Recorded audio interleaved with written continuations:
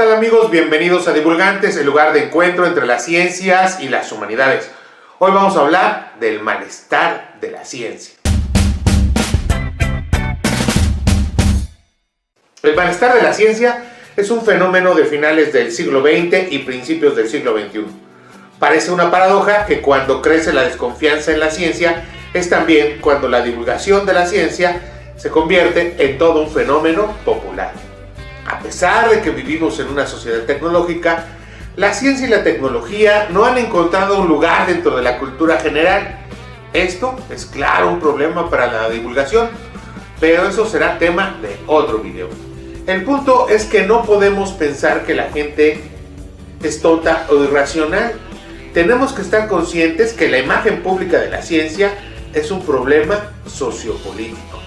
El malestar de la ciencia se da en parte porque no hemos podido entender la importancia y la racionalidad, no la irracionalidad, de este malestar científico-tecnológico.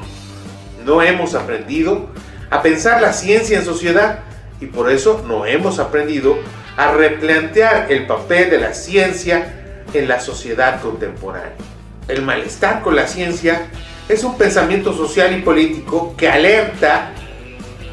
surge para corregir el optimismo del desarrollo después de la Segunda Guerra Mundial.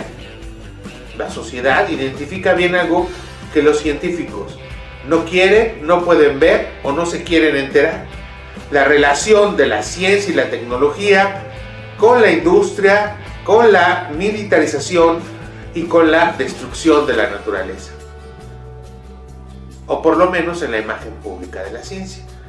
Las críticas a la ciencia del siglo XX y siglo XXI no son solo producto de la ignorancia, el temor irracional, el miedo, el resentimiento o el odio hacia la ciencia.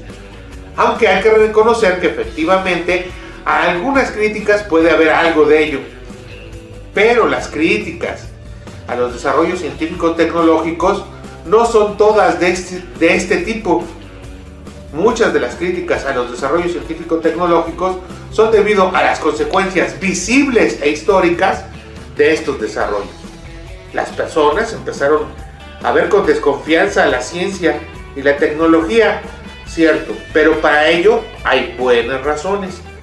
La opinión negativa sobre algunos productos científico-tecnológicos no pueden considerarse irracionales, sino todo lo contrario, muy racionales. Estos malogrados productos científicos y tecnológicos pues no son producto de la fantasía y los ejemplos abundan. El reactor nuclear de Windscale, la explosión química en Bhopal, los desechos radiactivos de Love Canal, Canal del Amor, un vecindario situado en Niagara Falls, Nueva York, el escape de desechos radiactivos en Hanford, Washington, el desastre petrolero del Torrey Canyon, el desastre del Exxon Valdez en Alaska, los clorofluorocarbonos y la destrucción de la capa de ozono, la explosión en Chernobyl, en Fukushima y el cambio climático global, y un largo etcétera. Estos problemas, o todos estos desastres y estos problemas, tienen un componente científico y tecnológico, aunque no los defina completamente. La ciencia y la tecnología han destruido la naturaleza con el mismo vigor y empeño en que han construido objetos de estudio, elaborado teorías y construido artefactos. La crítica a la ciencia y la tecnología en la modernidad quiere contribuir a poner fin a la destrucción tecnocientífica de la naturaleza y poner freno a acciones como, por ejemplo, la caza científica de ballenas.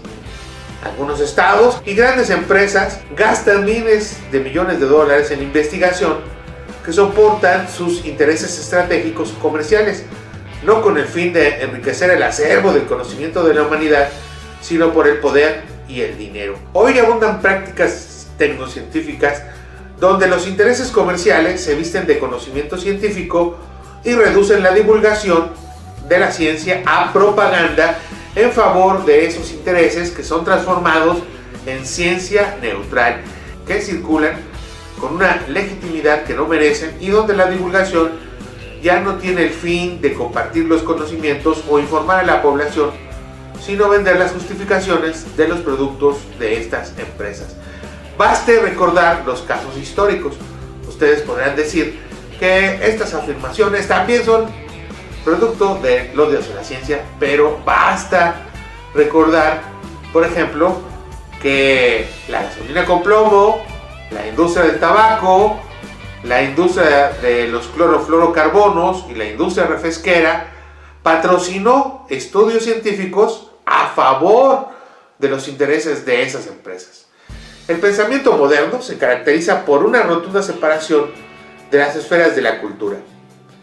La preponderancia de la razón económica, es decir, la maximización de ganancias y la reducción de costos. La razón técnica, donde se da la reducción de lo bueno y lo bello y lo justo a lo verdadero.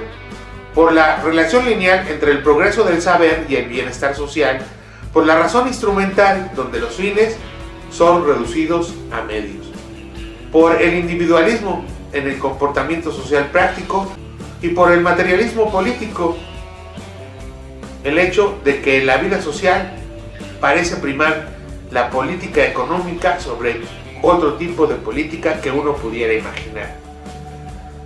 Todo esto hay que plantearlo alrededor del desarrollo de la ciencia y la tecnología y distinguir los diferentes tipos de críticas, la crítica racional de la crítica irracional, así como habrá que emprender la defensa de los elementos de los desarrollos científico-tecnológicos cuando aporten al bienestar social y criticarlos cuando resten a la sociedad y a la naturaleza.